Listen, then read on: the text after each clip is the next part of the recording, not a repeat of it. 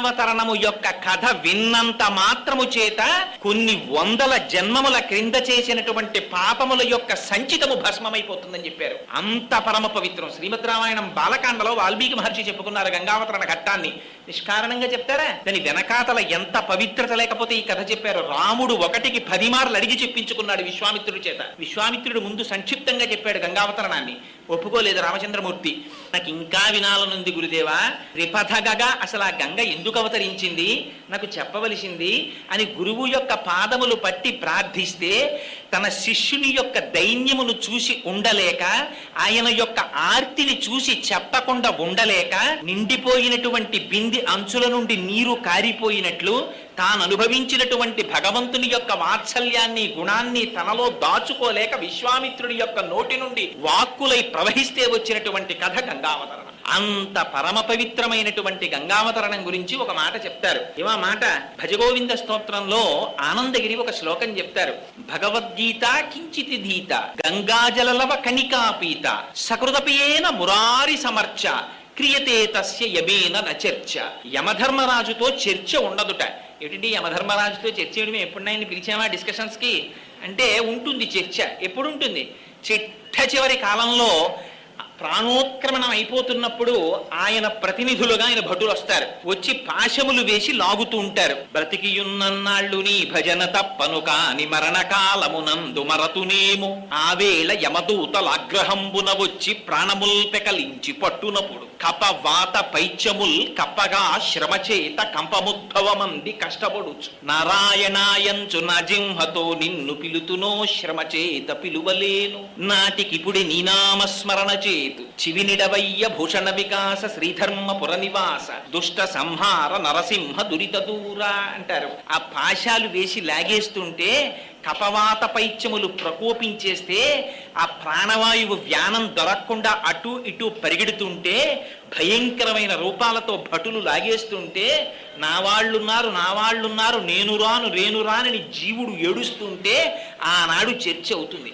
అంత బాధ అక్కర్లేదుట. అసలు యమధర్మరాజు గారు దగ్గరికి రావలసిన అవసరం ఉండదట. సాక్షాత్తుగా పార్వతీ పరమేశ్వరులు వచ్చి దర్శనమిచ్చి ఓం త్రయంబకం యజామహే సుగంధిం పుష్టివర్ధనం ఉర్వారుకమివ బంధనాన్ మృత్యోర్ముక్షీయమామృతాత్ అంటుంది మృత్యుంజయ మహామంత్రం. పండిపోయిన దోసపండు ముచిక నుంచి విడిపోయినంత తేలికగా పాంచభౌతికమైనటువంటి శరీరములోంచి ప్రాణము విడువడి పరమాత్మ యొక్క పాద సన్నిధానమును చేరుకునేటటువంటి అనాయాస మరణము లభించాలంటే ఎక్కడెక్కడ భగవద్గీతలోని ఒక్క శ్లోకమును అర్థము చేసుకుని చదివి అనుష్ఠానము చేసిన గంగాజలలవ కణికాపీత ఒక్క గంగ చుక్క నోటిలోకి స్వీకరించిన క్రియతే తస్య మురా ఒక్కసారి జీవితంలో మురారి అంటే మురా అంటే రాక్షసిని సంహరించినటువంటి శ్రీ మహావిష్ణువు యొక్క అర్చనము చేసిన క్రియతే తస్య యమేన నచర్చ. అటువంటి వాడికి యమధర్మరాజుతో సంవాదం లేదుట. అందున పరమ పవిత్రమైనటువంటి కార్తీక మాసంలో అసుర సంధ్య వేళలో పరమశివుడు ఇటుపక్కన అటుపక్కన హనుమ వెనక సుబ్రహ్మణ్యుడు ఇంతమంది మహాభాగవతులు కూర్చున్నటువంటి పరమ పవిత్ర ప్రాంగణంలో గంగావతరణ కథాఘట్టాన్ని వినడం అంటే అది శివానుగ్రహం లేకుండా జరిగే విషయమా? చెప్పడం జరిగే విషయమా? అందున పవిత్ర వృక్షములు అని ఈ మధ్య తిరుమల తిరుపతి దేవస్థానం వాళ్ళు ఒక పుస్తకాన్ని రిలీజ్ చేశారు. ఇలా ఎక్కడైనా రావి చెట్టు వేప చెట్టు ఒకదాని పక్కన ఒకటి నిలబడితే వేప చెట్టు పురుష స్వరూపం, రావి చెట్టు స్త్రీ స్వరూపం. ఈ రెండింటి పక్క నుంచి వచ్చేటటువంటి గాలి చేత సంతానమును పొందడానికి ప్రతిబంధకమైనటువంటి రోగము లోపల ఉన్నట్టయితే అటువంటి రోగమును విరిచెయ్యగలిగినటువంటి ఓషధీతత్వం కలిగినటువంటి గాలి ఆ కొమ్మల నుంచి వస్తుంది. అందున క్రింద స్వామి సుబ్రహ్మణ్యుడుండగా పరమశివుడుండగా సాక్షాత్తుగా దేవతా వృక్షములు ఇక్కడ నిలబడి ఉండగా అందున పరమశివుడికి హరికేశాయోపవీతి నే పుష్టానాం పతయే నమో నమో అని పేరు. ఆయన ఆకుపచ్చటి ఆ చెట్లన్నీ ఆయన శిరోజములుగా ఉంటాయి. అటువంటి పరమ పవిత్ర ప్రాంగణంలో ఇవాళ గంగావతరణం అనేటటువంటి కథాఘట్టాన్ని చెప్పాలి అని మనం సంకల్పిస్తే అవుతుందా? శివానుగ్రహం ఉంటే ఆ స్వామి పలికించుగాక అని ప్రార్థన చేసి, సరే ఇంతకన్నా ఇంట్రడక్షన్లోకి అయితే సమయం అంతా దానికే సరిపోతుంది కనుక ఆ గంగావతరణ ఘట్టాన్ని ప్రస్తావన చేసే ప్రయత్నాన్ని చేస్తాను. శ్రీమద్ రామాయణంలో బాలకాండలో రామచంద్రమూర్తి తాటకా సంహారం చేసిన తరువాత విశ్వామిత్ర మహర్షితో కలిసి బయలుదేరి వెడుతున్నప్పుడు శోణానదీ తీరంలో కూర్చున్నప్పుడు అడిగారు, అసలు ఈ గంగ ఎందుకు అవతరించింది? ఈ గంగ స్వర్గలోకం నుంచి భూమి మీదకి ఎందుకు పడింది? అలా పడినప్పుడు వచ్చినటువంటి అవరోధములు ఏమిటి? ఎందుకు రావలసి వచ్చింది? నాకు ఈ కథాఘట్టాన్ని వివరించవలసింది అని అడిగారు. విశ్వామిత్ర మహర్షి సంక్షిప్తంగా ఆ కథని వర్ణించారు. కానీ రామచంద్రమూర్తికి తెలుసుకోవాలనేటటువంటి కుతూహలము పరిపూర్ణముగా ఉన్నవారు కనుక నాకు దీని చేత తృప్తి లేదు. ఈ గంగని త్రిపథగా అని పిలుస్తారు. అంటే ఆకాశములో ప్రవహించినప్పుడు మందాకిని, భూమి మీద ప్రవహించినప్పుడు భాగీరథి, పాతాళంలో ప్రవహించినప్పుడు భోగవతి అని 3 పేర్లు. అందుకని త్రిపథగా అంటారు. దానికి ఆ పేరెందుకు వచ్చింది నాకు చెప్పవలసింది అని అడిగారు. అడిగితే విశ్వామిత్ర మహర్షి దాన్ని పూర్వోత్తర భాగముల కింద 2 కింద చెప్పారు. ఎంత చిత్రం అంటే అసలు ఇది చెప్పవలసినటువంటి సమయం ఆసన్నమైనప్పుడు విశ్వామిత్ర మహర్షి నోటి వెంట అనుకోకుండా పక్క సర్గంలో 2 పరమాద్భుతమైనటువంటి విషయములు ప్రస్తావన చెయ్యబడ్డాయి. ఒకటి కందోత్పత్తి, సుబ్రహ్మణ్యేశ్వర స్వామి వారు ఎలా జన్మించారనేటటువంటి రహస్యాన్ని ముందు సర్గాల్లో చెప్పారు. ఎందుకని హిమవంతుడనేటటువంటి పర్వతరాజుకి మేరువు యొక్క కుమార్తె అయినటువంటి మనోరమ భార్య. ఆ భార్యాభర్తలిద్దరికీ కూడా 2 కుమార్తెలు. పెద్ద కుమార్తె పేరు గంగ, రెండవ కుమార్తె పేరు ఉమ. రెండవ కుమార్తె అయినటువంటి ఉమ పరమశివుని గురించి ఘోరమైనటువంటి తపస్సు చేసి అపర్ణయై స్వామికి భార్య అయింది. అందుకని పార్వతీ పరమేశ్వరులు అయ్యారు వాళ్ళిద్దరు. పెద్ద కుమార్తె అయినటువంటి గంగ దేవతలు వచ్చి ప్రార్థన చేశారు హిమవంతుణ్ణి, మాకు దేవతా కార్య నిమిత్తమై ఈ గంగ మాకు కావలసినటువంటి అవసరం వచ్చింది, అందుకని మాతో పంపించమని. హిమవంతుడు అంగీకరించాడు. ఆనాడు గంగని దేవలోకానికి తీసుకుని వెళ్ళారు దేవతలందరూ. అందుకని దేవలోకంలో ప్రవహిస్తుండేది గంగ. భూమి మీద కాని రసాతలంలో కాని అప్పటికి గంగా నది లేదు. అటువంటి పరిస్థితులలో ఒక విచిత్రమైనటువంటి సమయం ఆసన్నమైంది. అందులో అయోధ్య నగరాన్ని సగరుడనేటటువంటి ఒక మహారాజు పరిపాలిస్తూ ఉండేవారు. ఆయన పేరే సగరుడు. గరం అంటే విషం. విషము లోపల ఉన్నవాడు కాబట్టి సగరుడని పేరు. అదేంటంటే విషం లోపల ఎందుకుంది అంటే ఆ వంశంలో ఒక విచిత్రమైనటువంటి విషయం జరిగింది. అసితుడు అని సగరుని యొక్క తండ్రి, ఆయన ఆ ప్రశ్రవణం మీద కూర్చుని తపస్సు చేసుకుంటున్నటువంటి సమయంలో రాజు యొక్క 2 భార్యలు గర్భవతులు అయ్యారు. కానీ పెద్ద భార్య రెండవ భార్యకి కుమారుడు జన్మించకూడదనేటటువంటి ఆక్రోశంతో విషాన్ని పెట్టింది. ఈ విషయం తెలియనటువంటి ఈ రెండవ భార్య వెళ్ళి భృగు మహర్షి యొక్క పాదముల మీద పడి వేడుకుంది. భృగు మహర్షి త్రికాలవేది కనుక ఆమె కడుపులో పెరుగుతున్నటువంటి పిండములు సంహరించడానికి విషప్రయోగము జరిగిందని గుర్తించి అమ్మాయికి అపారవంతమైన తేజోవంతుడు కీర్తివంతుడు అయినటువంటి కుమారుడు జన్మిస్తాడు. కానీ విషముతో జన్మిస్తాడు కాబట్టి గరముతో కూడినవాడు కనుక సగరుడవుతాడని పేరు పెట్టారు. అదిగో ఆ సగరుడు అయోధ్య నగరాన్ని పరిపాలిస్తున్నాడు. ఆయనకి 2 భార్యలు. మొదటి భార్య పేరు కేశిని. ఆవిడ గొప్ప ధర్మశాస్త్రం తెలుసున్నటువంటి వ్యక్తి, మహాపతివ్రత, సాధ్వి. రెండవ భార్య పేరు సుమతి. ఈవిడ గరుత్మంతుని యొక్క సోదరి అంటారు. ఈ 2 భార్యలలో రెండవ భార్య అయినటువంటి సుమతి అపారమైనటువంటి సౌందర్య రాశి. చాలా జాగ్రత్తగా కథాగమనాన్ని మనం అర్థం చేసుకోవాలి. పెద్ద భార్య ధర్మశాస్త్రమునందు ప్రవీణురాలు, గొప్ప ప్రవర్తన కలిగినది. రెండవ భార్య సౌందర్య రాశి. ఒకరు ధర్మమునకు పెద్దపీట, ఒకరు బాహ్య సౌందర్యమునకు పెద్దపీట. 2 రాజుకి భార్యలు. కానీ అసలు భార్యని స్వీకరించడం అనేటటువంటిది శాస్త్రంలో దేనికి అంటే పుత్ర సంతానమును పొందుట కొరకు. అందుకని సచేల స్నానం చేస్తాడు. రఘువంశంలో కాళిదాస మహాకవి చెప్తారు, రఘుమహారాజు గారు భార్యతో కలిసి ఎందుకు జీవితం చేశారు అంటే కుమారుణ్ణి పొందుట కొరకు అన్నారు. అందుకని అటువంటి పుత్ర సంతానమును పొందుట కొరకు 2 భార్యలను స్వీకరించినప్పటికీ కూడా సగర చక్రవర్తికి సంతానం కలగలేదు. కొంతకాలం యవ్వనం గడుస్తున్నంతసేపు భార్యలతోడి వ్యామోహముతో కూడిన జీవితము జరిగిపోతుంది. కానీ కొంతకాలము గడిచిన తరువాత అదే కాలము మార్పు తీసుకొస్తుంది. అందుకే వ్యాస భగవానుడు దేవీ భాగవతంలో అంటాడు, కాలోహి బలవాన్ కర్త సతతం సుఖదుఃఖయోహో నరాణాం పరతంత్రాణం పుణ్య పాపానుయోగత కాలం చాలా బలవత్తరమైనటువంటిది. అదే పుణ్యపాపాలకు ఫలితాన్ని ఇస్తుంది. ఇవాళ సంతోషంగా ఉంటుంది, వేరొక రోజున ఇవాళ చాలా సంతోషంగా ఉంటుందని నిద్రలేస్తాడు, చాలా దుఃఖంతో నడుస్తుంది. ఏమిటి ఎలా ఎందుకు నడుస్తుంది? నరాణం పరతంత్రాణం, మనం చెయ్యగలిగినది ఏం లేదు. కాలోహి బలవాన్ కర్త, కాలం నడిపిస్తుంది. ఆ కాలచక్ర పరిభ్రమణంలో సగర చక్రవర్తికి ఆర్తి కలిగింది. అయ్యో నాకు బిడ్డలు కలగలేదు, నా వంశం నిలబట్టం లేదు, రాజ్యాన్ని నా తదనంతరం పరిపాలన చేసేవాడు ఎవరు అని. ఆనాడు ఏదైనా ఇబ్బంది వస్తే వెంటనే రాజులు చేసినటువంటి పని పరమేశ్వరుని యొక్క పాదములు పట్టుకునేవారు, పెద్దలైనటువంటి మహర్షుల యొక్క పాదములు పట్టి పూజ చేసేవారు. అందుకని వెంటనే హిమవత్ పర్వతానికి చేరుకున్నాడు. అక్కడ భృగు ప్రశ్రవణము అనేటటువంటి ఒక పర్వతం మీద కూర్చుని అపారమైనటువంటి తపస్సు చేశాడు 100 సంవత్సరాలు. భృగు మహర్షి గొప్ప ధర్మవేత్త. ఆయన ప్రీతి చెందారు. ప్రీతి చెంది మహారాజు గారి దగ్గరికి వచ్చి అడిగారు, సగర నీకు అపారమైనటువంటి తేజస్సు కీర్తి కలగాలని ఆశీర్వచనం చేస్తున్నాను. దీనితో పాటుగా నీ ఇరువురు భార్యలలో ఒకరికి వంశకరుడైన కుమారుడు జన్మిస్తాడు. ఆ మాటలు చూడండి ఎలా ప్రయోగిస్తారో. ఒకరికి వంశకరుడైన కుమారుడు. వంశకరుడంటే వాడి వలన వంశము వంశము వంశము వంశము నడుస్తుంది అలా ముందుకి. కొడుకులు కొడుకులకి కొడుకులు కొడుకులకి కొడుకులు, మనవలు మనవలకి మునిమనవలు, అలా నడుస్తూ వెడుతుంటుంది. అది చూడాలి తండ్రి. అలా ఎంతమందిని చూస్తే అది మహదైశ్వర్యం. తండ్రికి మహదైశ్వర్యం ఏది అంటే తన వంశము యొక్క ఉన్నతిని తాను చూసుకోవడం. అందుకని నీకు వంశకరుడైనటువంటి కుమారుడు ఒక భార్యకి జన్మిస్తాడు. మహోత్సాహవంతులైనటువంటి 60,000 మంది కుమారులు ఒక భార్యకి జన్మిస్తారు. అంతే చెప్పాడు భృగువు. కానీ ఆర్తి పెరిగిపోయింది ఇద్దరు భార్యలకి. ఎవరికి 60,000 మంది కుమారులు పుడతారు, ఎవరికి వంశకరుడైన కుమారుడు పుడతాడని ఇద్దరు గభాలన లేచి అడిగారు భృగువుని, మహానుభావ మాలో ఎవరికి వంశకరుడైన కుమారుడు జన్మిస్తాడు, ఎవరికి 60,000 మంది సంతానం జన్మిస్తారు? ఆయన ధర్మవేత్త, ఆయన ఎందుకు నిర్ణయం చెయ్యాలి? ఆయన అన్నారు, మీలో ఎవరు ఏది కోరుకుంటే అలా జన్మిస్తారన్నారు. అందుకని పెద్ద భార్య ధర్మము తెలిసినదన్నారు, రెండవ భార్య సౌందర్యవతి అన్నారు. చూడండి, ఎక్కడెక్కడ ఏ మాట ఎలా పెట్టాలో, పేరెలా పెట్టాలో కూడా మనకి నేర్పుతారు మహర్షులు. కోసలరాజు కూతురు కాబట్టి కౌసల్య, కేకయ రాజు కూతురు కాబట్టి కైకేయి దశరథ మహారాజు గారికి. మరి సుమిత్రకి తండ్రి లేడా? ఉన్నారు కదా రాజుగారు, ఆయన తండ్రి పేరు ఎందుకు పెట్టరు? ఆవిడ తండ్రి పేరు పెట్టరు. మిత్రుడు అని అందరినీ పిలవకూడదు. ఏమండి వీరు మా మిత్రులండి అనకూడదు, ఎవరిని పడితే వారిని.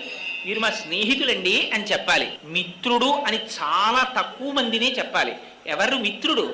మితము నుండి ఋతమునకు ఎవరు తీసుకుని వెడతారో, మనతో పాటే తిరుగుతూ మనతో పాటు ఉంటూ మనతో పాటుగా సహజీవనము చేస్తూ ఇది జీవితము కాదని పరమేశ్వరుని యొక్క పాదములు పొందడమే మానవ జీవితమునకు చేయమని తన నడువడి చేత మనకి నేర్పుతూ తన మాటల చేత మనకి ఎవరు తీర్చిదిద్దుతారో వాడు మాత్రమే మిత్రుడు, మిగిలిన వాళ్ళు స్నేహితులు. అంతే శాస్త్రం. శాసనాత్ శంసనాత్ ఇది శాస్త్రం. దానికేం భయం లేదు, ఉన్నదున్నట్టు కుండ బద్దలగొట్టినట్టు చెప్పేస్తుంది. అందుకని అటువంటి మిత్రధర్మాన్ని నిర్వర్తించినది కనుక దశరథ మహారాజు గారికి సుమిత్ర. ఆవిడ అందుకే ఎప్పుడెప్పుడు ధర్మం అవసరమో అప్పుడప్పుడు సుమిత్ర మాట్లాడుతుంది రామాయణంలో. రామాయణంలో సుమిత్ర మాట్లాడింది అంటే మీరు ఆ శ్లోకాన్ని మళ్ళీ ఓసారి చదవాలని గుర్తు. ఆ పేర్లు పెట్టడంలో అలా పెట్టేవారు పూర్వం. అందుకని పెద్ద భార్యని భృగువుని అడిగింది ఆవిడ. ఏమని? స్వామి, మునేస్తు వచనం శ్రుత్వా కేశినీ రఘునందన పుత్రం వంశకరం రామ జగ్రాహన్ నృపసన్నిధౌ అన్నారు రామాయణంలో.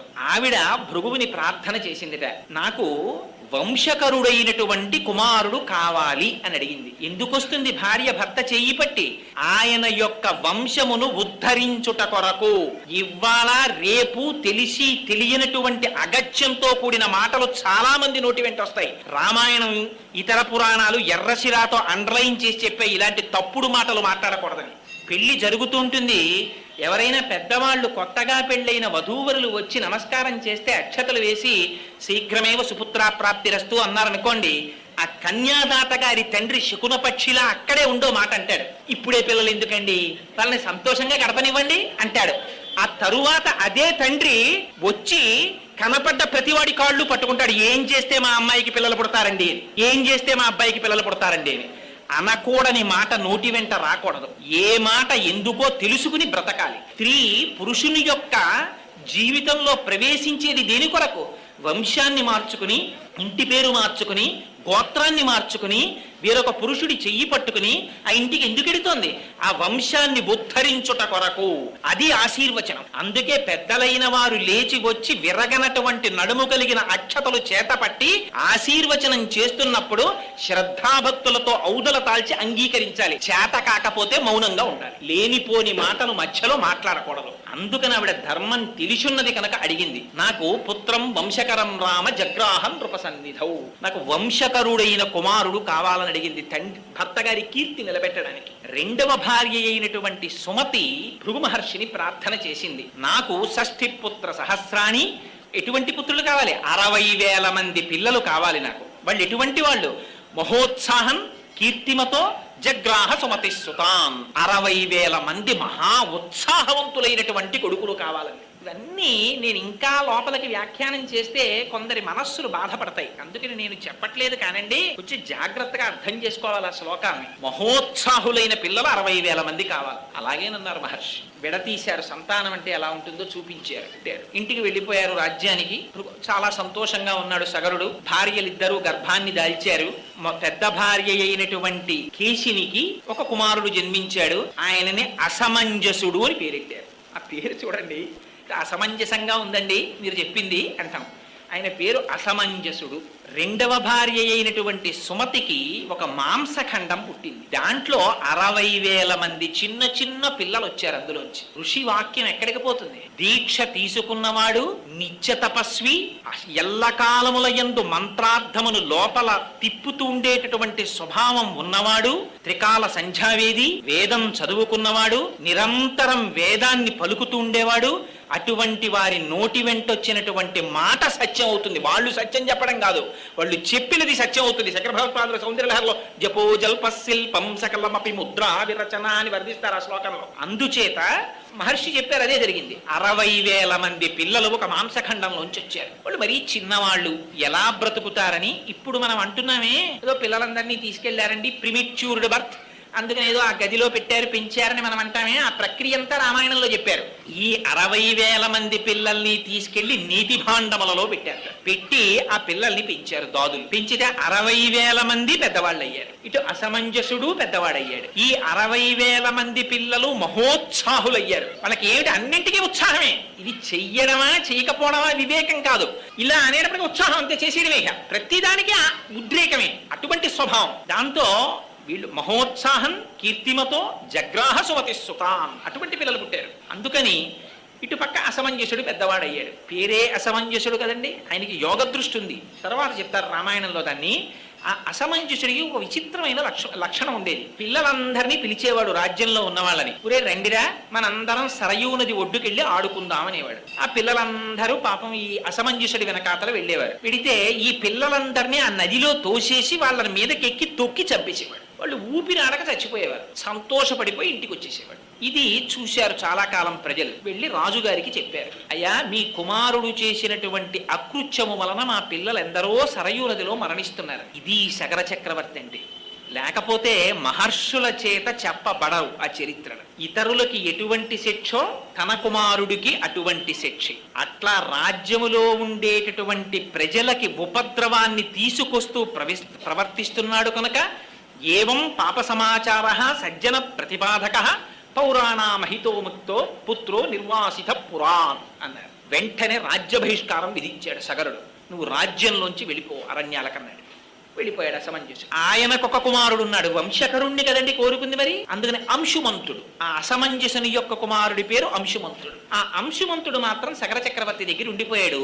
అసమంజసుడు అరణ్యములకు వెళ్ళిపోయాడు. చాలా కాలం అయిపోయింది, పెద్దవాడైపోయాడు సగర చక్రవర్తి. ఆయనకి అశ్వమేధ యాగం చెయ్యాలనిపించింది. ఏదైనా చెయ్యాలి అని అనిపించగానే ఎక్కడ పడితే అక్కడ చేసేయకూడదు. అందుకే మనకి శాస్త్రం జాగ్రత్తగా చెప్తుంది. వాడు చేసేది పొద్దున్నే పూజకు కూర్చుంటాడు, వాడింట్లోనేగా రోజు చేస్తున్నది కాదు. ఏంటి కుదరదు. అపవిత్ర పవిత్రో వా సర్వావస్థ అంగతోపి వా యస్మరేత్ పుండరీకాక్షం సబాహ్యాభ్యంతర శుచి. నీళ్లు తీసి చల్లుకోవాల్సిందే. అయ్యా లోపల బయట అంతా శుచియగుగాక. అదేంటండి మా ఆవిడ తుడిచింది కదా గది, కుదరదు. అశౌచం ఉంది, దాన్ని నువ్వు మంత్రంతో మాత్రమే విరవగలవు. మా ఇంట్లో భూతాలు ప్రేతాలు రావండి, హనుమవి పెద్ద పెద్ద విగ్రహాలు పెట్టాం, కుదరదు. ఉత్తిష్టంతు భూత పిశాచాః ఏతే భూమి భారకాః చెప్పవలసిందే, దాంతో పాటు వస్తాయి. అందుకని శాస్త్రం అలాగే మాట్లాడింది. అందుచేత వంశకరుడైనటువంటి కొడుకు కనుక అంశుమంతుడు ఉన్నాడు. ఆ అంశుమంతుడితో అశ్వమేధ యాగం చేయాలంటే ఎక్కడ చెయ్యాలని ఆలోచించాడు. ఎక్కడ పడితే ఎక్కడ, ఏది పడితే అది చెయ్యడం కుదరదు. అందుకని అవతల హిమవత్ పర్వతానికి ఇవతల వింధ్య పర్వతానికి మధ్యలో ఉన్న ప్రదేశాన్ని ఆర్యావర్తము అంటారు. అది యజ్ఞభూమి, పరమ పవిత్రమైనటువంటి భూమి. జటావల్లభుల పురుషోత్తం గారు మహానుభావుడు వ్యాఖ్యానం చేశారు ధర్మమంజరిలో. నిజంగా అసలు భారతదేశంలో ఇటువంటి యజ్ఞభూమిలో పుట్టడమే మన అదృష్టం అన్నారు. అందుకని ఇది యజ్ఞభూమి కనుక సగర చక్రవర్తి ఆ ఆర్యావర్తంలో అశ్వమేధయాగం చెయ్యాలని తలపెట్టాడు. దీక్షితుడై రాజు కూర్చున్నాడు, గుర్రాన్ని విడిచిపెట్టారు. దానికి 60,000 మంది కుమారులు సగరుల్ని పిలిచాడు సగర చక్రవర్తి. మీరు 60,000 మంది ఉన్నారు, మీరందరూ కలిసి ఒక పని చెయ్యండి. ఇంద్రుడు ఎక్కడో దాచుంటాడు భూమి మీద. 60,000 యోజనముల విస్తీర్ణము కలిగినటువంటి ఈ భూమండలాంతంతటినీ కూడా మీరు ఒక్కొక్కరు ఒక్కొక్క యోజనం చొప్పున వెతికేయండి. ఎలా వెతికేస్తారో తెలుసా? యోజనాయామ విస్తారమేకైకోధరణీతలం వివిధ పురుష వ్యాఘ్ర వజ్రస్పర్శ సమైర్నఖైహి అన్నాడు. అలా ఇలా వెతకడం కాదు, మీ గోళ్లు వజ్రాల్లో ఉంటాయి. ఒక్కొక్క యోజనం భూమిని మట్టినంతటినీ పెళ్లగించేయండి, నాగళ్లు పెట్టి తవ్వేయండి, గుణపాలు పెట్టి చీల్చేయండి. ఎక్కడ దాచాడో వెతికి గుర్రాన్ని పట్టండి, మొత్తం భూమండలం వెతికేయండి, బయలుదేరండి అన్నాడు. 60,000 మంది బయలుదేరారు తండ్రి శాసనానికి. యోజనాయామ విస్తారమేకైకో ధరణీతలం, భూమినంతటినీ చీల్చేస్తున్నారు, గుణపాలు పెట్టి తవ్వేస్తున్నారు, గోళ్లతో విచ్చేస్తున్నారు. ఇది చూశారట దేవతలు. చూసి దేవతలందరూ పరుగు పరుగున బ్రహ్మగారి దగ్గరికి వెళ్ళారట. ఎందుకంటే వాళ్ళు అలా చేస్తే వీళ్ళు వెళ్ళడం ఎందుకు అంటే, మనం చాలా జాగ్రత్తగా గుర్తు పెట్టుకోవాలి ఈ రహస్యాలు. కొందరికి ఒక అలవాటు ఉంటుంది, వాడు ఉట్టినే కూర్చుంటాడు, తృణములను గిల్లేస్తుంటాడు. ఇలా కూర్చుంటాడు, అక్కడే ఉన్న గడ్డి పరకల్ని తుప్పేస్తూ ఉంటాడు. ఒక్కొక్కడు మాట్లాడుతుంటాడు, అక్కడ ఉన్న కొమ్మ వంచి ఆకు తుంపేస్తాడు, ఒకడు మొగ్గ తుంపేస్తాడు. దానికి ఏమీ శాస్త్రంలో నిషిద్ధం, అనవసరంగా ఏదీ చేయకూడదు. 60,000 మంది 60,000 యోజనముల భూమిని నిష్కారణంగా దున్నేసి తీసేస్తున్నారు భూమిని. అందుకని వెళ్ళారు వాళ్ళు. భూమి యొక్క స్థితి మారిపోతోంది. ఎంతమంది వెళ్ళారట? 12 మంది ఆదిత్యులు వెళ్ళారు, ఏకాదశ రుద్రులు వెళ్ళారు. 12, 11, 23, 23 దాంతో పాటుగా అష్ట వసువులు వెళ్ళారు. 23, 8, 31 2 అశ్వినీ దేవతలు వెళ్ళారు. 33 ఆ 33 కోట్ల దేవతలు. అంటే మొత్తం దేవతాగణాలన్నీ వెళ్ళాయి. ఇది మనం చాలా జాగ్రత్తగా జ్ఞాపకం పెట్టుకోవలసిన మాట. ఎందుకంటే ఇంతలా రాయడం అసలు అంటే, పోతన గారు భాగవతంలో మాట అంటారు, పరహితము చేయునెవ్వడు పరమహితుండగును భూత పంచకమునకున్ పరహితమే పరమధర్మము పరహితునకు నెదురు లేదు పర్వేందుముఖి. పంచభూతముల చేత మనం బ్రతుకుతూ ఉంటాం. అటువంటి పంచభూతములను నిష్కారణముగా ఎవడు హింసిస్తాడో వాడు కూడా ఆ పంచభూతముల చేతనే బాధింపబడతాడు. పొద్దున్నే ప్యాసింజర్ ఎక్కుతారు, చక్క చల్లటి గాలేస్తుంటుంది, ఇలా కిటికీ అద్దం విప్పి అమ్మయ్య ఇంత సస్యకేదారాల సరసగాంధారాలు అని దాని మించొచ్చే గాలి పీలుస్తూ వెడుతుంటే గభాల్న నోట్లో పెట్టుకుని శ్వేతకాష్ఠాన్ని వెలిగిస్తాడు ఒకడు. అంతే, దాంట్లోంచి ఎక్కడ లేని పొగ. నువ్వు అన్నం తిన్నావా అని అడగడు ఎదురువాడిని, నువ్వు మంచినీళ్లు తాగావా అని అడగడు, నువ్వు కాఫీ తాగావా అని అడగడు. ఇక్కడ మాత్రం పంక్తి లోపం ఉండదు, పెట్టె తీసి చేతి ముందెడతారు. వాడు కూడా నియమభేదం లేకుండా గబగబా వాడు కాలుస్తాడు. కానీ నీ వెనక కూర్చున్నవాడి పరిస్థితి, పసిపిల్లలు ఉన్నారు, తల్లులు ఉన్నారు, ఆడవాళ్ళు ఉన్నారు, పొద్దున్నే కడుపులో తిప్పితే బాధపడేవాడు ఉన్నాడు. నీ నోట్లోకి పీల్చి నువ్వు వదిలిన ఎంగిలి గాలి వాడు పీల్చాలా? నీకు వాకాటి పాండురంగారావు గారికి విశాఖపట్నం పోర్ట్ ట్రస్ట్ కారు ఇస్తే deputy director information public relations గా ఉండగా, నా సాటి భారతీయుడు రోడ్డు మీద వెడుతూ ఉండగా నేను కారులో కూర్చుని దాంట్లో ఉన్నటువంటి పెట్రోల్ని పొగగా మార్చి వాడి నాసాపుటముల మీదకి పొగని జిమ్మేటటువంటి అధికారం నాకు ఎవడిచ్చాడు? నేను నడిచొస్తాను, నాకు కారక్కర్లేదన్నాడు. అటువంటి మహాపురుషులు నడిచిన గడ్డ ఇది. అంత్యాగే నైకే అమృతత్వ మానసు. నిష్కారణంగా దేని జోలికి వెళ్ళకూడదు. అందుకని దేవతలు పరిగెత్తారు బ్రహ్మగారి దగ్గరికి. ఏమి ఇలా చేస్తున్నారు వీళ్ళందరని అడిగారు. అడిగితే ఆయన అన్నాడు, కాపిలం రూపమాస్థాయ ధారయత్యనిశం ధరాం తస్య కోపాగ్నినా దగ్ధ ఈ సగరాత్మజాహ. మీరేం బెంగ పెట్టుకోకండాయా, ఇదిగో చూశారా, కపిల మహర్షి రూపంలో ఇవాళ ఈ భూమండలాన్నంతటినీ కూడా వాసుదేవుడు కాపాడుతున్నాడు. ఆయన తపిస్తున్నాడు ఇప్పుడు పాతాళ లోకంలో. ఇలాంటి దుష్కృత్యములు చేసినటువంటి వారి పట్ల పరమాత్మ యొక్క ఆగ్రహము ఏదో ఒకనాడు ప్రసరిస్తుంది. ఆ ప్రసరించిన నాడు భస్మరాశి కృతా సర్వే, వాళ్ళందరూ కూడా బూడిద రాసులైపోతారు. అటువంటి చేటు కాలం దాపురిస్తుంది. వాళ్ళు అల్పాయుర్దాయము కలిగిన వారు, నిష్కారణముగా పంచభూతముల జోలికి వెళ్ళారు కాబట్టి వాళ్ళ ఆయుర్దాయం క్షీణించిపోతోంది. విధి అలా నిర్ణయించింది. అందుకని మీరు బెంగ పెట్టుకోకండి, వెళ్ళిపోండి అన్నాడు. వెళ్ళిపోయారు దేవతలందరూ. వీళ్ళు భూమినంతటినీ దున్నేశారు. తండ్రి గారి దగ్గరికి పరిగెత్తారు. నాన్నగారు 60,000 యోజనముల భూమండలాన్నంతటినీ కూడా వజ్రస్పర్శ సమయకై గోళ్లతో చీల్చేశాం, ఎక్కడా గుర్రం కనపడలేదన్నారు. ఆయన అన్నాడు, ఒరే నేను దీక్షితుడై ఉన్నాను, నేను లేచి రాకూడదు, మీరు అలా ఊరుకోకండి, ఈ భూమినంతటినీ చీల్చేయండి, తవ్వేసేయండి, గోతులు పెట్టేసేయండి, పాతాళలోకానికి వెళ్ళిపోండి. ఆ రసాతలంలో ఎక్కడో దాచి ఉంచాడు ఇంద్రుడి గుర్రాన్ని, అక్కడి నుంచి తీసుకురండి అన్నాడు. అలాగేనన్నారు. మళ్ళీ బయలుదేరారు.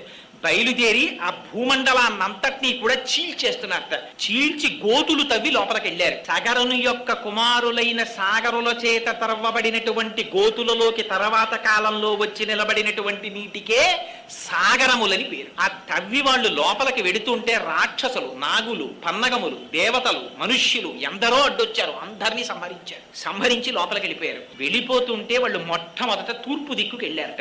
తూర్పు దిక్కుకి వెళ్ళేసరికి అక్కడ విరూపాక్షం అని ఒక బ్రహ్మాండమైనటువంటి ఏనుగు కనపడింది. ఆ విరూపాక్షం అనేటటువంటి ఏనుగు ధారయంతం మహీతలం, అది తన కుంభస్థలం మీద పెట్టుకుని తూర్పు దిక్కునున్నటువంటి భూమినంతటి మోస్తుంటుంది. దానికి ఒక్కొక్కసారి ఆ పైన కుంభస్థలం నెప్పిడితే దాన్ని కదుపుతుంది. ఇలాగా ఆ కదిపినప్పుడు అటువైపుకి భూకంపాలు వస్తాయని రాశారు రామాయణంలో. ఆ దిశ అక్కడ చూశారు దాన్ని. విరూపాక్షం ఆ ఏనుగుని చూశారు, దానికి ప్రదక్షిణం చేశారు, అటువైపు నుంచి తిరిగి దక్షిణ దిక్కుకు వచ్చారు. ఆ దక్షిణ దిక్కుకు వచ్చేటప్పటికీ అక్కడ సుమహత్ పర్వతోపమా, అక్కడ ఇంకొక ఏనుగు కనపడింది. దాని పేరు ఆ మహాపద్మం, దాని పేరు మహాపద్మము అన్నారు. మహాపద్మం మహాత్మానం సుమహత్ పర్వతోపమా. ఆ ఏనుగు కూడా దక్షిణ దిక్కున ఉండేటటువంటి భూమిని తల మీద భరిస్తోంది. దానికి ప్రదక్షిణం చేశారు. అక్కడి నుంచి తిరిగారు, పశ్చిమ దిక్కుకు వచ్చారు. వచ్చేటప్పటికి సౌమనసం అనేటటువంటి ఇంకొక ఏనుగు కనపడింది. దానికి ప్రదక్షిణం చేశారు, దానికి నమస్కారం చేశారు. అది కూడా ధారయంతం మహీమిమాం, భూమండలాన్నంతటినీ మోస్తోంది. అక్కడి నుంచి ఉత్తర దిక్కుకు వచ్చారు. భద్రం అని ఇంకొక ఏనుగు కనపడింది. భద్రం భద్రేన వపుషో ధారయంతం మహీమిమాం, అది కూడా భూమిని మోస్తోంది 4 దిక్కుల. ఉత్తర దిక్కునున్నటువంటి ఏనుగు దగ్గరికి వచ్చారు. అక్కడా కనపడలేదు గుర్రం. పాతాళ లోకానికి చుట్టూ చూసేశారు. ఈశాన్య దిక్కుకు వెళ్ళారు. ఈశాన్య దిక్కున తపోవనంలో కపిల మహర్షి కూర్చుని తపస్సు చేసుకుంటున్నారు. అక్కడ చూశారు. అక్కడ వీళ్ళకి వాళ్ళ యాగాశ్వం కనపడింది గడ్డి మేస్తూ. ఆయన అంతర్ముఖుడై తపస్సు చేసుకుంటున్నాడు. ఈశాన సర్వ విద్యానాం ఈశ్వర సర్వభూతానాం బ్రహ్మాధిపతిర్బ్రహ్మణోధిపతిర్బ్రహ్మాస్తి ఓమే అస్తు సదాశివోం. ఆ మహర్షిని మహర్షిగా అర్థం చేసుకుని ఉంటే సగరుల యొక్క వంశం పండిపోయి ఉండేది. కానీ వాళ్ళు అనుకున్నారు ఇదే మహాత్ముల పట్ల ప్రవర్తించకూడని రీతిలో ప్రవర్తించడం అంటే ఇది. అక్కడ కపిల మహర్షి ఉన్నారు, తపస్సు చేసుకుంటున్నారు. ఈ పక్కనే గడ్డి తింటూ యాగాశ్వం కనపడింది. అంటే కపిల మహర్షే యాగాశ్వాన్ని అపహరించి తెచ్చారనుకున్నారు. ఏమిటి మనకి నేర్పుతోంది రామాయణం? నీ ఇన్ఫరెన్స్లు, నీకొచ్చిన తెలివితేటలు, నీ కంక్లూజన్స్ మహాత్ముల పట్ల పూర్తి చెయ్యకు. నీకేదో కొంత జ్ఞానం ఉందని, వారు ఎక్కడో కనపడ్డారని వెంటనే వారికి పేరు పెట్టేసి వారికి ఏదో తేడాగా నిర్ణయాలు చేసేసి నువ్వు తీర్పులు చెప్పకు. లేనిపోని ఉపద్రవాలు వస్తాయి. చూశారు కపిల మహర్షిని చూసి ఈయనే యాగాశ్వం ఎత్తుకొచ్చాడు అనుకుని చేతిలో పెద్ద పెద్ద గుణపాలు పట్టుకున్నారు, నాగళ్ళు పట్టుకున్నారు. ఆ చేతులతోటి దుర్మార్గుడు ఈ కపిల మహర్షిని హింసించండి అని చెప్పి ఆయన మీదకెళ్ళి పడిపోదామని పరిగెడుతున్నారు 60,000 మంది. చూశారు. శ్రుత్వాతు వచనం తేషాం కపిలో రఘునందన రోషేన మహతావిష్టో హుంకారమకరోత్తద తస్య కోపాగ్నినా దగ్ధా భవిష్యంతి నృపాత్మజాః. ఆయన భస్మరాశి కృతా సర్వే సాగు కాకుచ్చ సకరాత్మజాః. ఆయన వెంటనే చేతిలో ఆయుధం పట్టుకోలేదట కపిల మహర్షి. మహాతపస్సు కలిగినటువంటి వారి లక్షణం అలా ఉంటుంది. ఆయన మొహం ఎర్రపడిందిట. ఏమిట్రా 60,000 మంది నేను గుర్రాన్ని ఎత్తుకొచ్చానని నా మీదకి వస్తున్నారా అని చూశారట. రోషేన మహతావిష్టో, మొహం రోషం పుంజుకున్నారట. హుంకారమకరోత్తదా, హాయ్ అని పెద్ద హుంకారం చేశారట.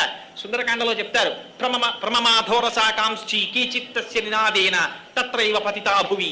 హనుమ ఒక్క పెద్ద నాదం చేశారంటే 10,000 మంది రాక్షసులు చచ్చిపోయారు. అలా ఒక్కసారి హుంకారం చేశారు కపిల మహర్షి. చేసేసరికి ఈ 60,000 మంది సగరులు కూడా బూడిద రాశులై పడిపోయారు.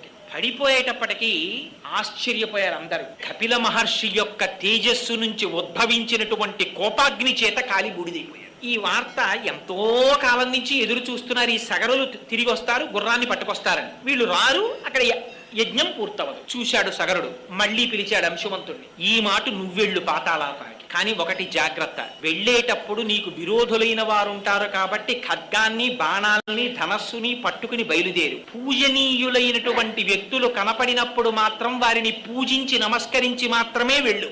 ఎవరిని పడితే వారిని వేధించి మాత్రం ప్రయాణించకని చెప్పాడు. బయలుదేరి తన ముందు తన తండ్రులైనటువంటి సగరులు ఎలా వెళ్ళారో అలాగే రసాతలానికి బయలుదేరాడు. సరే, మొట్టమొదట కనపడింది ఆ విరూపాక్షం అనేటటువంటి ఏనుగు కనపడింది. ప్రదక్షిణం చేసి నమస్కారం చేశాడు. చెయ్యగానే ఆ విరూపాక్షం ఆశీర్వచనం చేసింది. అక్కడ నుంచి దక్షిణ దిక్కుకొచ్చాడు సగరుల్లాగే. అక్కడికొచ్చి అక్కడ ఉన్నటువంటి ఆ మహాపద్మం అనేటటువంటి ఏనుగుకి ప్రదక్షిణం చేసి నమస్కారం చేశాడు. అదే ఆశీర్వచనం చేసింది. ఆ తర్వాత మిగిలిన ఏనుగులకి నమస్కారం చేశాడు. ఈశాన్య దిక్కుకు వెళ్ళాడు. కపిల మహర్షి ఆశ్రమం కనపడింది, గుర్రం కనపడింది. వెంటనే ఒక నమస్కారం చేశాడు. చేసి ఆ గుర్రాన్ని తీసుకొద్దామని దగ్గరికి వెళ్ళాడు. 60,000 మంది యొక్క భస్మరాశులు కనపడ్డాయి. వల ఏడిచాడు. అయ్యయ్యో, నా తండ్రులు 60,000 మంది బూడిదైపోయారు. వీళ్ళకి ఉత్తరగతులు లేవు. ఎందుకని? క్రోధాగ్ని చేత సంహరింపబడ్డారు. అందుకని ఊర్ధ్వలోకాలు లేవు, ఇటు అధోలోకాలు లేవు. ఆ మధ్యలో అంతరిక్షంలో ఎక్కడో వేలాడుతుంటారు. వీళ్ళకి ఉత్తమ గతులు కల్పించాలి. ఎందుకు ఈ మాట? రామాయణంలో కొన్ని తరాల వరకు తప్పించారు దీనికోసం. ఎందుకో తెలుసా అండి? కొడుకై పుట్టినటువంటి వాడి లక్షణము తండ్రి గారి దగ్గర డబ్బట్టుకుపోవడం, తండ్రి గారి ఆస్తి పంచుకోవడం కాదు. మరి ఏమిటి కొడుకు యొక్క లక్షణము? తండ్రికి ఉత్తమ గతులు కల్పించుట, తన కొడుకై పుట్టినందుకు. అందుకని కొడుకు, అటువంటి వాడికే పుత్రుడని పేరు. అందుకని చూశాడు, అయ్యో మా తండ్రులకు నేను ఎలా ఉత్తమ గతులు కల్పిస్తానని బాధపడ్డాడు. అని గబగబా వెళ్ళి అక్కడ నీళ్లు కనపడలేదు, తర్పణలు ఇవ్వాలి. పరిగెత్తుకెళ్ళి నీళ్లు తెద్దామని వెడుతున్నాడు. అక్కడి నుంచి వెంటనే ఒక్కసారి మేనమామ గారైనటువంటి గరుత్మంతుడు మాట్లాడాడు కనపడి. అయ్యో నాయనా, వీళ్ళు మరణించినటువంటిది సామాన్యమైనటువంటి దోషం చేత మరణించలేదు, మహానుభావుడైన కపిల మహర్షి యొక్క ఆగ్రహం చేత మరణించారు. వీళ్ళకి సామాన్య జలాలతో తర్పణ కుదరదు. హిమవంతుని యొక్క పెద్ద కుమార్తె అయిన గంగమ్మ తల్లిని తీసుకొచ్చి ఆ గంగా జలాలతో వీళ్ళకి తర్పణ ఇవ్వాలి. ఆ గంగ వీళ్ళ భస్మరాశుల మించి ప్రవహించాలి. అప్పుడు వీళ్ళకి ఉత్తమ గతులు వస్తాయి. అప్పటి వరకు రావన్నాడు. చూశాడు, విన్నాడు. ఒక్క సుపర్ణ వచనం శ్రుత్వా సోంశుమాన్ అతివీర్యవాన్ తరితం హయమాధాయ పునరాయాన్ మహాయశాహ అన్నారు. ఆ గుర్రాన్ని తీసుకుని బాధపడుతూ వచ్చి సగర చక్రవర్తికి ఈ వార్త చెప్పి యజ్ఞాన్ని పూర్తి చేశాడు. సగర చక్రవర్తి విశ్వ ప్రయత్నం చేశారు తన కుమారులకి ఉత్తమ గతులు కల్పిద్దామని. కానీ పెద్దవాడైపోయాడు, శరీరాన్ని విడిచిపెట్టేశాడు. ఆ తరువాత అంశుమంతుడు రాజయ్యాడు. మీరొక్క విషయం జ్ఞాపకం పెట్టుకోవాలి. రామాయణంలో వంశంలో వీళ్ళందరూ రాజులైనప్పుడల్లా ఇదే చెప్తుంటారు మహర్షి. వీళ్ళందరికీ ఏమిటి కోరికంటే గంగ తీసుకురావాలి ఆకాశంలోంచి. అంశుమంతుడు రాజయ్యాడు.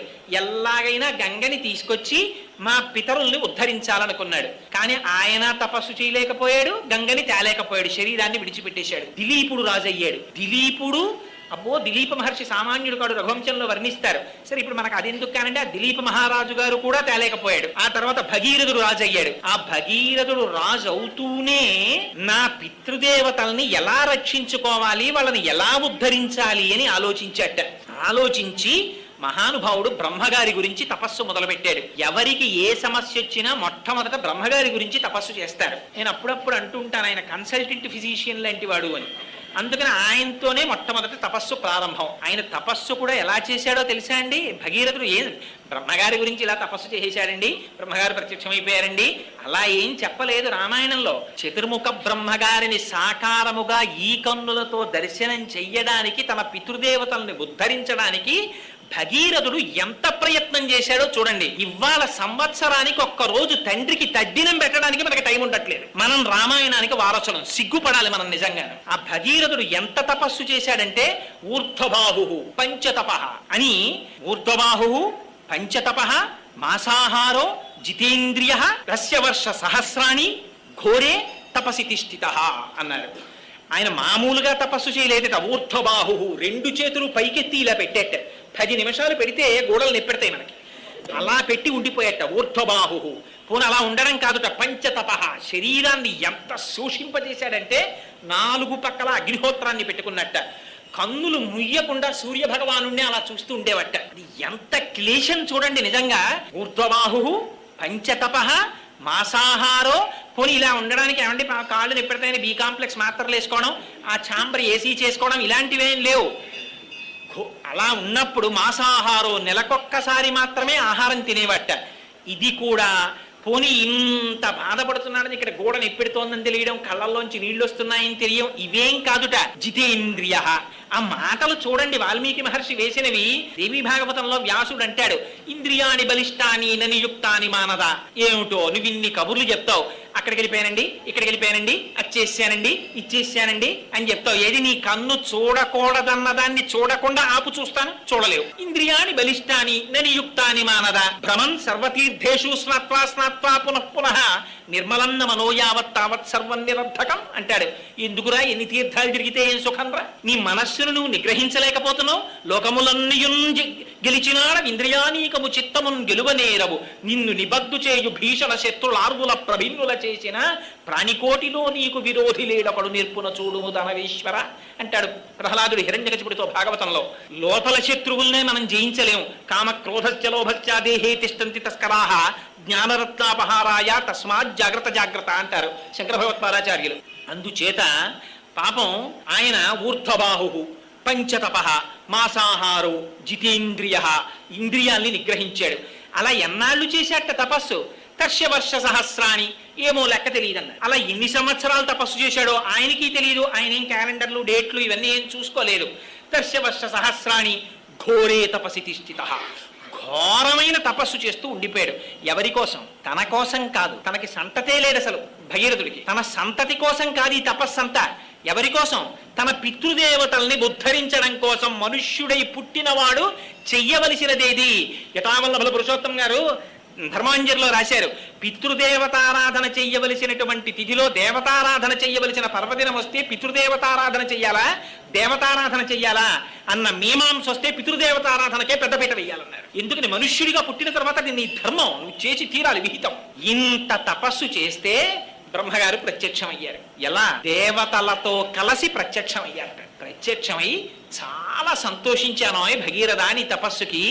ఇంత ఘోరమైన తపస్సు దేని కొరకు చేశావు అని అడిగారు. ఆయనకి తెలియదా? కానీ అడుగుతారు. ఆయన అన్నాడు, మా పితృదేవతలు బూడిద కుప్పలు అయిపోయారు. ఆ కపిల మహర్షి యొక్క ఆగ్రహం చేత వాళ్ళు ఉద్ధరింపబడడానికి గంగ ఆకాశం నుంచి కింద పడాలి. ఆ కింద పడి అక్కడి నుంచి పాతాళ లోకంలోకి వెళ్ళి ఆ భస్మరాసుల మించి ప్రవహించాలి.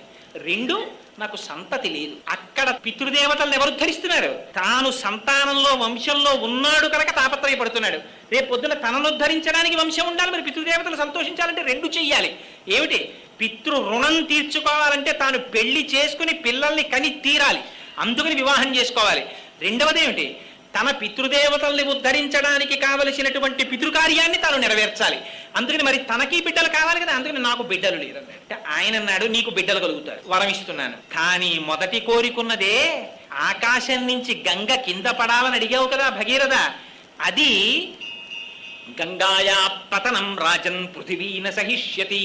ఆకాశంలోంచి గంగ కాని భూమి మీద పడిందా ఈ భూమి భరించలేదు. తట్టుకోగలిగినటువంటి శక్తి భూమికి లేదు. అందుకని తాం వై ధారయితుం నాణ్యం పశ్యామి శూలినః. అలా గంగని పట్టుకోగలిగినటువంటి వాడు మధ్యలో నిలబడగలిగిన మొనగాడు ఒక్కడే ఉన్నాడు. ఎవరు? పరమశివుడు ఒక్కడే నిలబడగలడు. ఇంకా ఎవరి సాధ్యం కాదు ఆ గంగని పట్టడం. అందుకని నీకేమైనా ఓపిక ఉంటే ఆయన గురించి తపస్సు చేయమన్నాడు. మహాప్రభో గొప్ప ఆలోచన చెప్పారని బయలుదేరి పాపం మళ్ళీ తపస్సుకు వెళ్ళాడు. వెళ్ళి ఎలా చేసేట తపస్సు? ఈసారి బొటనవేలి యొక్క చివరి భాగం మీద నిలబడి ఉండిపోయేటలాగా ఉండిపోయి 1 సంవత్సరం తపించేట పరమేశ్వరుడి కోసం. శివానుగ్రహం అంటే ఎలా ఉంటుందో చూడండి. అందుకని ఆయనకి మొట్టమొదటే మీకు ఒక మాట చెప్పా, పటవే నమః అని ఆయనకి పేరు. ఆయన ఇందుకు ఇంత తపస్సు చేసావు భగీరథ అని అడగల పరమశివుడు. సంవత్సరానికే ప్రత్యక్షమైపోయాడు భోళాశంకరుడు. ప్రత్యక్షమై ఆయన అన్నాడు, ప్రీతస్త్రేహం నరశ్రేష్ఠ కరిష్యామి తవాప్రియం శిరసా ధారయిష్యామి శైలరాజసుతాంయహం. భగీరథ నీ తపస్సుకి పొంగిపోయాను, గంగ నా నెత్తి మీద పట్టుకుంటానన్నాడు. ఏమండి ఇంతకన్నా దారుణమైన విషయం ఇంకోటి ఉంటుందా? ఏమండి మేము 7 అంతస్తుల బిల్డింగ్ కట్టుకుంటున్నాం, ఆ పైనుంచి కొంచెం నీళ్లు కిందకు వదిలేయాలి, ఈ మధ్యలో పట్టుకుంటే ఆ ఫౌండేషన్ దెబ్బతింటుంది, కాస్త మీరు పురాణం బాగా చెప్తారు కదా, వచ్చి కొంచెం మీరు నించుంటారా అని అడిగాడు అనుకోండి. ఎవడి నెత్తినైనా నీళ్లు గుమ్మరిస్తే పట్టుకునేవాడు ఉంటాడండి ప్రపంచంలో. దానికి ఒప్పుకున్నాడు ఆయన. ఇది పరమశివుడి యొక్క సౌజన్యం అంటే. ఎలా అడిగితే కాదు, అడగకుండా నేను వచ్చి పట్టుకుంటాను. ప్రీతస్తేహం నరశ్రేష్ఠ కరిష్యామి తవా ప్రియం శిరసాధారయిష్యామి శైలరాజసుతాంయహం. నేను పట్టుకుంటాను అన్నాడు. రమ్మన్నారు. తీసుకెళ్లారు. మహానుభావుడు హిమాలయ పర్వతముల మీద నించున్నాడు. నించుని నడుము మీద 2 చేతులు వేసుకుని నిలబడ్డాడు. పడమన్నాడు గంగని. పడమంటే ఆ గంగ ఆకాశంలోంచి బయలుదేరింది. బయలుదేరి మంచి ప్రవాహంతో బయలుదేరి వచ్చేస్తోంది కింద పడదామని. ఎందుకని బ్రహ్మగారు అనుజ్ఞనిచ్చారు. పరమశివుడు అలా నిలబడిన నాడు నువ్వు కిందకు పడని చెప్పాడు. అందుకని వచ్చి చూసిందిట పరమశివుడిని. కింద చూసి ఒక పెద్ద నవ్వు నవ్విందిట. ఏమిటో విర్రాడు, నన్ను పట్టుకుంటానని నించున్నాడు. అక్కడి నుంచి నేను కింద పడితే ఆ బుర్ర ఉంటుందా? అదిరిపోతుంది. తెలియక చాలా మంది జలపాతాల కిందకి వెళ్ళి కపిల తీర్థంలోనూ అక్కడ ముందు గబుక్కును ఓడిగుండి పెట్టేస్తారు. పెట్టేసిన తర్వాత తల అదిరిపోతుంది. అమ్మో, అప్పుడు 2 చేతులు పైనెట్టుకుని మళ్ళీ జలపాతం కింద నిలబడుతుంటారు. జలపాతం కిందే నిలబడలేం కదా, పైగా జలపాతం కింద స్నానం చేస్తే ముందు సంతోషంగా ఉంటుందండి. ఓ 15 నిమిషాలు జలపాతం కింద మీరు స్నానం అదే పనిగా చేసేసి వచ్చేసారనుకోండి, తల దర చప్పులు ఉండిపోతుంది. ఎందుకంటే ఆ నీళ్లు పడిన సౌండ్కి అది అబ్జార్బ్ చేసుకుని ఉంటుంది. ఆ తర్వాత కాసేపు రైలు ఎక్కినా బస్సు ఎక్కినా ఇది ఎప్పటికీ తగ్గుతుందని భయం వేస్తుంది మనకి. అందుకని అలాంటిది గంగావతరణాన్ని భరించడమా? ఏమిటో విర్రాడిలా నించున్నాడు పాపం. ఓ పని చేస్తాను, వచ్చి ఇంతలా నించున్నాడు కదా, అందుకని ఈయనకి ఇచ్చే కానుక ఏమిటంటే, నేను మొసళ్లతో, తాబేటికాయలతో, ఎండ్రకాయలతో, చేపలతో పైనుంచి కింద పడి ఈయన అహంకారం పోయేటట్టుగా ఈయన్ని కూడా పాతాళానికి ఈడ్చుకుపోతానండి. ఆయనకి తెలిసిందన్నారు పరమశివుడు. ఎలా తెలుస్తుంది? ఆయన సర్వభూతముల యందు ఉంటాడు. శివుడు లేకపోతే మంగళం ఎక్కడుందండి? లోపల ఆయన ఉన్నాడు కాబట్టి మంగళం. బాగున్నారా బాగున్నారా బాగున్నారా అని పిలుస్తారు. ఒక్కసారి ఆయన బయటికి వెళ్ళిపోయాడు అనుకోండి, షీ పోతుంది, షా అవుతుంది. అది శవం అయిపోయి చాపేసి బయట పడుకోబెట్టేస్తారు. అందుకని ఆయనకి తెలియదు ఎక్కడ ఎవడేమనుకుంటున్నాడో. అందుకని ఆయన లోపల ప్రవేశించాడు. శివుని ఆజ్ఞ లేనిదే చీమైనా పుట్టదు. 3వ కంటి వాడికి తెలియకుండా చేసేయండి అంటారు. 3వ కంటి వాడికి తెలియకుండా కాదు, 3వ కంటి వాడికి తెలియకుండా ఏది అవ్వదు. 3 కళ్ళు ఉన్నవాడు అన్ని చూస్తూ ఉంటాడు. 3వ కంటికి తెలియకుండా అంటే ఈ 2 కళ్ళకే తెలియాలి స్మాన్ అని అర్థం. 3వ కంటికి తెలియకుండా అనడానికి 3వ కంటి వాడికి తెలియకుండా ఎవడి సాధ్యం కాదు. అది అసలు విన్నవాడు ఏమనాలి, నేను చేయలేను సార్ అయితేనన్నాలి. కానీ వీడంటాడు అలాగే సార్ చేసేస్తానంటాడు. 3వ కంటి వాడికి తెలియకుండా వీడు చేయడం ఏంటి, అలా చేస్తారు. అందుకని ఆయనకి తెలియదా? అందుకని ఆయన గంగ యొక్క అహంకారాన్ని పసిగట్టాడు. ఓహో గంగా, ఇంత అహంకరిస్తున్నావు కదా, నీకు ఒక పాఠం నేర్పుతాను అనుకున్నాడు. ఆయన జటాజూటాన్ని విస్తరించాడు. విస్తరిస్తే అది పరమ పవిత్రము అన్నారు. ఎంత పవిత్రం అంటే పరమశివుని యొక్క జటాజూటం, అది హిమవత్ పర్వతం ఎంత పవిత్రమో అంత పవిత్రంగా విస్తరించింది. ఆ పైనుంచి గంగ ఒక్కసారి ఆ జటాజూటంలోకి పడింది. పడేటప్పటికీ ఎటువంటి గంగ? పుణ్యే రుద్రస్యమూర్ధని, ఆయన యొక్క మూర్ధ భాగమునందొచ్చి పడింది. పడగానే గంగ అనుకుంది నేను శివుణ్ణి ఈడ్చుకుపోతాననుకుంది. పరమశివుడు ఏం చేశాడు? జటాజూటాన్ని విస్తరించాడు. 1 సంవత్సర కాలం అయిపోయిందిట. ఒక నీటి చుక్క కింద పడలేదు. ఆ జటాజూటంలో తిరుగుతూనే ఉంది పాయల నిండా. చుక్క చెమట కారినంత కిందకి కూడా జారలేదు వెంట్రుకల్లోంచి. ఇది విచిత్రం. వెంట్రుకల్లో నీళ్లు పట్టగలిగిన వాడు ఉంటాడా? పైగా ఓ కుండలో పట్టేవాడు ఉంటాడు, బిందులో పట్టేవాడు ఉంటాడు. 4 వెంట్రుకలు ఇచ్చి నీళ్ళు ఎక్కడా అంటే ఎవరు పట్టుకొస్తారు? ఆయన జటాజూటంలో పట్టేశాడు గంగ. అందుకని ఆయనకి అటువంటి పేరు. అందుకని పటవే నమః. ఆయన చెయ్యలేంది లేదు. పరమశివుడు తలుచుకుంటే చెయ్యలేందే ఉంటుందండి. అందుకే స్తోత్రం చేశారు ఆయన్ని. జటాటవీగల జల ప్రవాహ పావిత స్థలే గళే వలం వ్యలం వితాంభుజంగ తుంగ మాలికాం ఢమఢమఢమన్ నినాదమడ్డవర్వయం చకార చండ తాండవం తనోతున శివస్థితం జటాకటాహ సంభ్రమ భ్రమం నిలింప నిర్ఝరీ విలోల వీచి వల్లరీ విరాజమాన మూర్ధని ధగద్ధగద్ధగ జ్వలల్లలాట పక్ష పావకే కిశోర చంద్రశేఖరే రతి ప్రతిక్షణం మమ అని ఆ మహానుభావుడు జటాజూటంలో నీళ్లు పెట్టుకుని సాయంకాలం వేళ సంధ్యానాట్యం చేస్తుంటే కుండలో నీళ్లు గిరగిరా గిరగిరా తిరిగినట్టు తిరుగుతూ ఉంటుంది ఆ గంగ. అలా తిరుగుతూ ఉండిపోయింది ఏడాది పాటు. ఉండిపోతే గంగా రోషం బానే ఉంది, పరమశివుని యొక్క ప్రతాపం బానే ఉంది. పాపం మధ్యలో నిలబడ్డవాడు భగీరథుడు. ఏడాదైంది నీటి చుక్క కింద పట్టలేదు. చూశాడు పాపం. అనుకున్నాడు ఏమిటిది ఎంతకీ రావట్లేదు ఏమిటని అడిగాడు. అడిగితే పరమశివుడు కట్టేశాడయ్యా, మళ్ళీ ఇంకొకసారి మళ్ళీ తపస్సు చెయ్యన్నాడు. మళ్ళీ తపస్సు మొదలెట్టాడు పరమశివుడు కోసం. స్వామి, ఆ గంగ రోషానికి పోతే పోయింది, అదేమిటి స్వామి అలా కట్టేశారు? మా పితరుల్ని ఎప్పటికి ఉద్ధరిస్తారు? విడిచిపెట్టండి స్వామి అన్నాడు. సా కథం చిన్మహీం గంతుం న శక్నోత్యస్తమాస్థిత నైవ నిర్గమనం లేబే జటామండలమోహిత. ఆ జటాజూటంలో ఉండిపోయినటువంటి గంగటండి ఎప్పుడైతే పరమశివుడు మార్గం ఇచ్చాడో అది కూడా ఎక్కడ పడేటట్టు వదిలిపెట్టాట, హిమాలయ పర్వతాల మీద బ్రహ్మగారి చేత నిర్మింపబడినటువంటి బిందు సరోవరంలో పడేటట్టుగా వదిలిపెట్టేటప్పటికి అక్కడి నుంచి గంగ కింద పడిపోతుంటే గగనా శంకర స్థితతో ధరణిమాశ్రిత వ్యసర్పత జలంతత్ర తీవ్ర శబ్ద పురస్కృతం. అది ఎలా పడిందిట, పడేటప్పుడు మొసళ్లతో పడిపోయింది, ఎండ్రకాయలతో పడిపోయింది, చేపలతో పడిపోయింది, పావులతో పడిపోయింది. ఒక చోట బ్రహ్మాండమైనటువంటి శబ్దం, ఒక చోట ఒడులు, ఒక చోట సుడులు, ఒక చోట బ్రహ్మాండమైనటువంటి నురుగు, ఒక చోట వంకరలు తిరుగుతోంది, ఒక చోట మెల్లగా పారుతోంది, ఒక చోట చూసేటప్పటికే ఒళ్ళు భయం వేసి అంత శబ్దంతో పడిపోతోంది. అలా గంగ ఆ జటాజూటంలోంచి కింద పడిపోతోంది. చూసిన వాడికే ఇంత భయం అయితే ఎంత భయం! ఎంత గొప్ప శ్లోకం రాశారో తెలుసా అండి వాల్మీకి మహర్షి అక్కడ. తత్ర దేవా సగంధర్వా వసుధా తలవాసినః భవాంగపతితంతో యం పవిత్రమితి పస్పృశు. చూశారట, ఇలా పంపులు రాక రాక రాక రాక పంపు వచ్చింది అనుకోండి, ఇంకా పంపు కుస్ కుస్ అంటుంటేనే బిందెట్టేసినట్టు ఆ జటాజూటంలోంచి పడిపోతున్నటువంటి గంగ ప్రవాహం కింద బుర్ర పెట్టలేమని తెలిసిన అమ్మో ఇది భవాంగపతితంతో యం పరమశివుని యొక్క శరీరమును తాకి కిందకు వస్తోంది, ఎంత అదృష్టం రా, దీంట్లో స్నానం చేయకపోతే ఎలా అని గబగబా వచ్చి అక్కడ స్నానం చేయడం కుదరదు కనుక గభాల నీటిని బట్టి శిరస్సును కలుగుని తాగేసేస్తారు. ఎందుకని భవాంగపతితంతో యం, ఇంకో పేరు పెట్ల శివాంగపతితంతో యం, అలా భవ లింగపురాణం అంటుంది. సంజీవనం సమస్తస్య జగత సలిలాత్మిక భవ ఇత్యుచ్యతే మూర్తిర్భవస్య పరమాత్మనః. ఈ ప్రపంచమంతటా బతికి ఉంచడం కోసం పరమేశ్వరుడు నీళ్లు కింద మారుతట. అందుకే ఆ నీళ్లంత విచిత్రం. మీరు హైడ్రోజన్ చూడండి కాల్చేస్తుంది, ఆక్సిజన్ చూడండి కాల్చేస్తుంది. ఈ హైడ్రోజన్ 2 పాళ్ళు, ఆక్సిజన్ 1 పాళ్ళు తీసుకురండి నీరైపోతుంది. 2 కాల్చేవి కలిపి నీరెలా అయింది? ఇది పరమేశ్వర శాసనం అంటే. అలా ఆ గంగ పడిపోతుంటే వాళ్ళందరూ మహాపాపాలు చేసి ఊర్ధ్వలోకాల నుంచి కింద పడిపోయిన వాళ్ళందరూ గబగబా వెళ్ళి గంగలో స్నానం చేశారట. చెయ్యగానే వాళ్ళ పాపాలన్నీ పటాపంచలైపోయి తిరిగి మళ్ళీ ఊర్ధ్వలోకాలకు వెళ్ళిపోయారట. ఆనాడు గంగలో స్నానం చేసి పవిత్రం కానివాడు లేట. ఎందుకని గంగకింత పవిత్రం వచ్చింది? మిగిలినటువంటి నీళ్లు ఏవైనా గంగ నామం చెప్తే పవిత్రం అవుతాయి. గంగ తనంత తానుగా పవిత్రం. ఎందుచేత పవిత్రం? వాల్మీకి మహర్షి చెప్పారు, భవాంగపతితంతో యం పవిత్రమితి పస్పృశు. ఆ స్వామి యొక్క శరీరమును తాకి కింద పడింది కాబట్టి పవిత్రం. అందుకే సోమసూత్రాన్ని కాలుతో దాటడానికి భయపడతారు. ఆ శివాభిషేకం ఏమండి, పుట్టకూడని నక్షత్రంలో పిల్ల పుట్టింది ఏం చేయమంటారు? రుద్రాభిషేకం చేసుకో. ఏమండి, జాతకంలో రాకూడని గ్రహస్థితి వచ్చింది ఏం చేయమంటారు? రుద్రాభిషేకం చేసుకో. దేనికైనా రుద్రాభిషేకం విరుగుడు. ఆ పరమశివుడే విరుగుడు. ఆయన ఒక్కడే త్రిశూలం పట్టుకుని నిలబడితే ఆయన శాసనాన్ని కాదనగలిగినటువంటి వాడు లేడు చరాచర ప్రపంచంలో.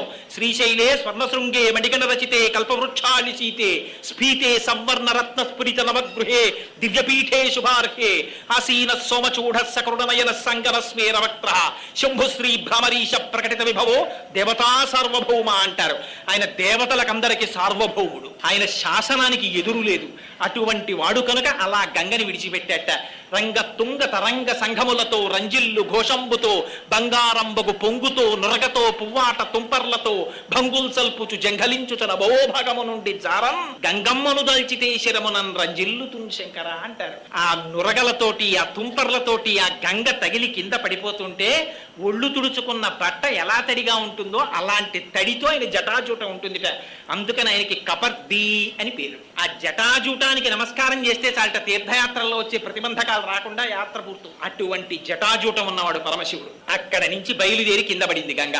ముందు ఆయన వెళ్ళిపోతున్నాడు. యథా భగీరథో రాజాతతో గంగా యశస్విని. ఆ ముందు భగీరథుడు రథం మీద వెళ్ళిపోతున్నాడు.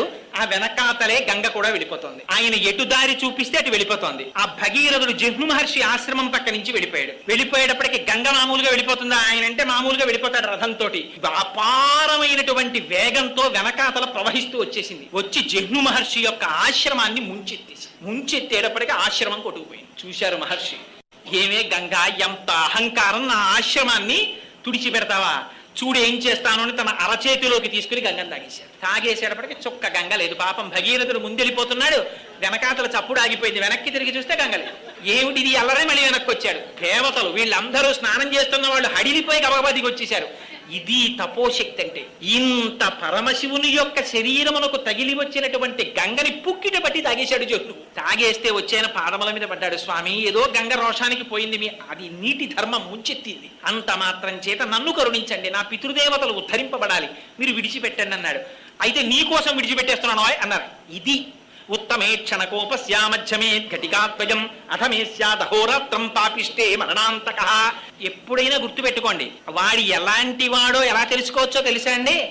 అస్తమానం కనపడినప్పుడల్లా 1973లో వాడు అలా చేసి ఉండకపోతేనండి అని వాడు అంటున్నాడు అనుకోండి, వాడు పాపిష్టే మరణాంతక, వాడు పాపిష్టి వాడు అనమాట. వాడు చచ్చే వరకు అలాగే చెప్పుకుంటూ ఉంటాడు జరిగిన పొరపాటుని. ఇలా కోపం వచ్చి అలా తగ్గిపోయింది అనుకోండి. ఉత్తమే క్షణకోపస్య మధ్యమే ఘటికాత్వయం. కోపం చేత వాడు ఎలాంటి వాడో నువ్వు నిర్ణయం చేసుకొని ప్రిస్క్రిప్షన్ రాసి ఇచ్చేశారు పెద్దవాళ్ళు. జహ్నువు మహోత్తముడు కనుక, మహర్షి కనుక ఇలా వచ్చిన కోపం అలా పోయింది. అయ్యో నీ కోసం విడిచిపెట్టేస్తున్నానయ్యా అన్నాడు అని తన చెవుల్లోంచి విడిచిపెట్టేశాడు గంగని. జహ్నువు యొక్క చెవుల్లోంచి వచ్చింది కాబట్టి జాహ్నవి అయింది. తస్మాత్ జహ్ను సుతా గంగా జాహ్నవి జాహ్నవీతి చ ప్రోచితః. ఆ జహ్నువు యొక్క చెవుల్లోంచి వచ్చింది కాబట్టి జాహ్నవి అని పేరు పెట్టుకుని మళ్ళీ భగీరథ రథానుగా, భగీరథుడు ఎటువైపు నడిస్తే అటువైపు ఆ రథాన్ని అనుసరించి వెళ్ళిపోయింది. చిట్ట చివర పాతాళ లోకానికి వెళ్ళింది. వెళ్ళి ఒక్కసారి అక్కడ ఉన్నటువంటి 60,000 మంది సగరుల యొక్క భస్మరాశుల మించి ప్రవహించింది. వెంటనే వాళ్ళందరికీ ఉత్తమ గతులు కలిగాయని మనకెలా తెలుసు అంటే భస్మస్యథా ప్లుతే రామ అని వెంటనే అక్కడికి చతుర్ముఖుడైనటువంటి బ్రహ్మగారు ప్రత్యక్షమయ్యారు. రాజానమిదమబ్రవీత్. ఆ భగీరథుడితో ఈ మాట చెప్పారు. ఏమని? భగీరథ, నువ్వు చేసినటువంటి ప్రయత్నం చేత ఇవాళ గంగ ఆకాశంలోంచి కింద పడి ప్రవహించి నీ పితృదేవతలైనటువంటి ఈ సగరులను 60,000 మందిని ఉద్ధరించింది. వాళ్ళు స్వర్గలోకానికి వెళ్ళారు. ఈ సాగరములలో నీరు ఎంతకాలం ఉంటుందో అంతకాలము నీ పితృదేవతలు స్వర్గలోకంలో ఉంటారు. నీకు వరం ఇస్తున్నాను. అంతేకాదు, ఇంతకు ముందు ఆకాశంలో ప్రవహించినటువంటి గంగకి మందాకిని అని పేరు. ఆ తర్వాత హిమాలయ పర్వతముల మీద పడి భూమి మీద ప్రవహించినటువంటి గంగకి నువ్వు కష్టపడి తెచ్చావు కనుక నీ పేరు మీద భాగీరథి అని పేరు. అది పాతాళ లోకానికి వెళ్ళినప్పుడు భోగవతి అని పేరు. పాతాళ లోకానికి వెళ్ళిన గంగ మళ్ళీ భూమి మీదకి వచ్చింది. తెలుసా అండి మీకు? వచ్చింది. ఎక్కడుందో తెలుసా? ఇప్పటికీ మీరు ఇప్పటికీ పాతాళ లోకానికి వెళ్ళిపోయినటువంటి గంగ పైకొస్తే దాంట్లో స్నానం చెయ్యాలనుకుంటే ఉంది. ఇప్పటికీ వెంకటాచలం కొండ కింద ఉన్న కపిల తీర్థంలో ఉన్నటువంటి సరోవరం, ఆ కపిల మహర్షి పూజ చేసినటువంటి శివలింగం భూమిని బ్రద్దలు చేసుకుని పైకొస్తే కామధేనువు శివలింగం మీద గిట్టపట్టి మా వర్ధస్య ఇంక పెరగకు అని అడిగింది. అందుకే కపిలలింగం మొదటి దగ్గర తెల్లగా ఉంటుంది, మధ్యలో బంగారంలా ఉంటుంది, చివర ఎర్రగా ఉంటుంది, పైన కాలి గెట్ట ఉంటుంది, పశ్చిమాభిముఖంగా ఉంటుంది, 5 ముఖాలు ఉంటాయి, 3వ కన్ను ఉంటుంది ఇప్పటికి కపిలలింగానికి. దాని ఎదురుగుండా ఏర్పడినటువంటి సరోవరమే భోగవతి నది పైకొచ్చినటువంటి తీర్థం.